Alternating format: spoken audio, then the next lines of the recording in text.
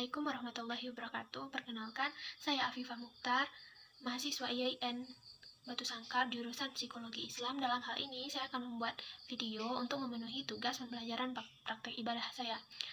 Yaitu pada kesempatan kali ini, saya akan menjelaskan tentang taharah. Taharah menurut bahasa artinya suci dan bersih, sedangkan menurut istilah suci dan bersih dari hadas dan najis. Hukum taharah menurut para ulama sudah disepakati yaitu wajib. Dasar hukum taharah terdapat dalam surah Al-Baqarah ayat 222 yang mana artinya sesungguhnya Allah menyukai orang-orang yang bertaubat dan orang-orang yang bersuci. Dan juga terdapat dalam surah Al-Mudatsir ayat 4 yang mana artinya terhadap pakaianmu hendaklah kamu bersihkan. Kemudian terdapat dalam surah Al-Maidah ayat 6 yang mana artinya jika kamu junub maka mandilah. Kemudian ada hadis Nabi yang mana artinya Allah tidak akan menerima sholat yang dilakukan dengan tidak berwudu atau bersuci. Kemudian ada pula hadis Nabi yang mana artinya kebersihan itu adalah sebagian atau separuh dari iman. Selanjutnya yaitu pembagian taharah. Yang pertama yaitu taharah batin. Taharah batin yaitu membersihkan jiwa dari pengaruh dosa dan maksiat dengan bertaubat dan membersihkan hati dari kotoran berupa syirik, dengki, iri hati, menipu, sombong, junub, riya, dan sum'ah. Yang kedua yaitu taharah lahir, yaitu bersuci dari hadas dan najis. Seperti yang kita ketahui, hadas adalah keadaan yang merusak kesucian seseorang secara syara.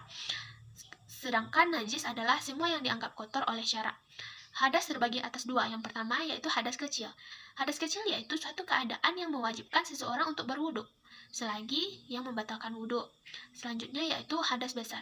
Hadas besar yaitu suatu keadaan yang mewajibkan seseorang untuk mandi wajib.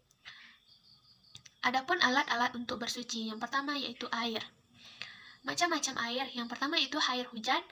Yang kedua air sumur, air mata air laut, air sungai, air salju, air telaga, air embun.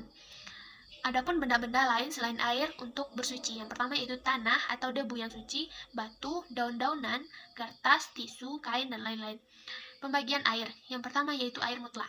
Air mutlak adalah air yang suci lagi mensucikan. Contohnya air yang mengalir atau mata air. Yang kedua yaitu air musammas, air yang suci dan makruh digunakan.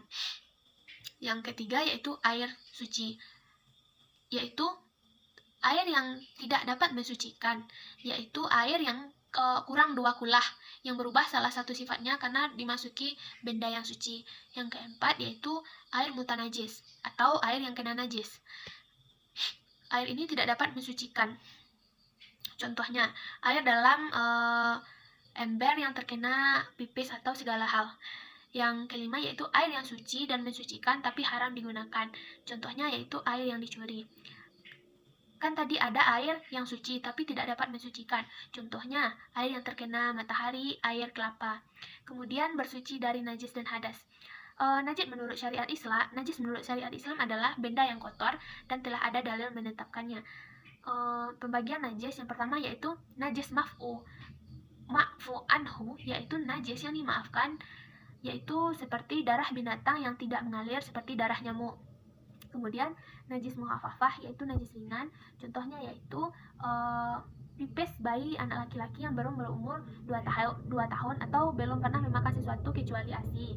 Yang ketiga yaitu najis mutawasitoh, contohnya yaitu segala yang keluar dari kubul dan dubur, kemudian darah, kemudian nanah, kemudian muntah, kemudian bangkai, kemudian minum minuman yang memabukkan.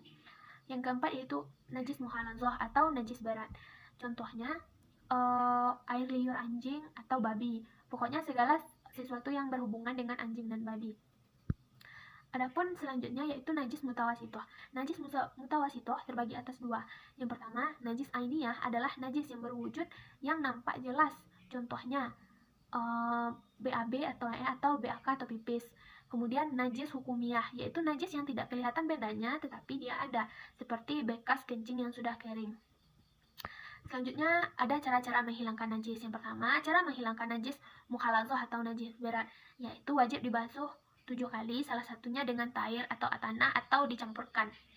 Yang kedua yaitu najis mutawasitoh atau najis menengah, yaitu cara menghilangkan zatnya, rasa, warna, dan bau najis. Contohnya BAK bayi laki-laki yang belum berumur 2 tahun, itu kita cukup memercikkan air kepada tempat yang terkena najis.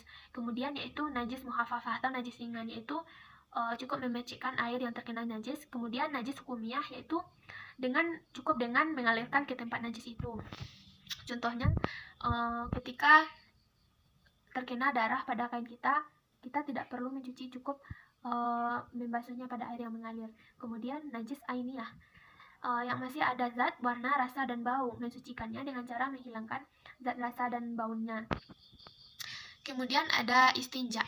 Istinja adalah membersihkan bekas kotoran yang terdapat pada kubur dan dubur. Alat yang digunakan yaitu air, batu, daun, tisu, atau benda-benda lain yang belum terkena kotoran. Selanjutnya doa sesudah istinja, yaitu Allahumma tahhir qalbi minan nifaki wahassin fajri minal fawahishi. Selanjutnya ada pembagian hadis. Yang pertama yaitu hadas. Yang pertama yaitu hadas kecil, kemudian hadas besar. Sudah dijelaskan tadi apa itu hadas kecil dan hadas besar. Kemudian cara menghilangkan hadas. Yang pertama yaitu dengan berwudu, kemudian tayamum apabila tidak ada air. Kemudian cara menghilangkan hadas besar dengan mandi wajib. Kemudian dengan tayamum bila tak ada air atau terlarang memakai air. Syarat mandi wajib adalah meratakan air ke seluruh badan dengan niat bersih dari hadas, sesuai dengan surah Al-Maidah ayat 6 yang mana artinya jika kamu junub maka mandilah. Ada beberapa rukun mandi wajib. Yang pertama yaitu niat. Contoh berikut bacaan niatnya yaitu nawaitu ghusya lirafil hadasil akbari fardholillahi ta'ala. Kemudian menyiram ke seluruh badan dengan air. Kemudian ketiga menghilangkan kotoran dan segala yang dapat menghalangi air sampai ke kulit. Adapun beberapa sunat mandi wajib. Yang pertama yaitu membaca basmalah, kemudian mendahulukan membasuh kotoran dan najis di tubuh, kemudian menghadap kiblat dan mendahulukan bagian kanan. Kemudian membasuh badan sampai 3 kali, kemudian membaca doa sesudah mandi, kemudian berwuduk sebelum mandi. Selanjutnya yaitu berwudu.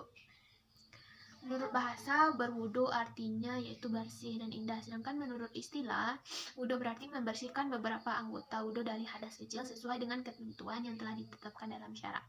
Syarat-syarat wudu yang pertama yaitu Islam, kemudian tamyiz, tidak berhadas besar, dengan air yang suci, lagi mensucikan, tidak ada sesuatu yang menghalangi air sampai ke anggota tubuh untuk yang diwudukan. Kemudian mengetahui mana yang wajib dan mana yang sunat. Rukun wudu yaitu yang pertama niat, yaitu niatnya nawaitu wudu lirafil hadasil asghari fardholillahi ta'ala. Kemudian membasuh seluruh muka, kemudian membasuh kedua tangan sampai siku, kemudian mengusap sebagian rambut kepala, kemudian membasuh kedua telapak kaki, kemudian tertib. Sekian materi dari saya ucapkan terima kasih. Dah. Assalamualaikum warahmatullahi wabarakatuh.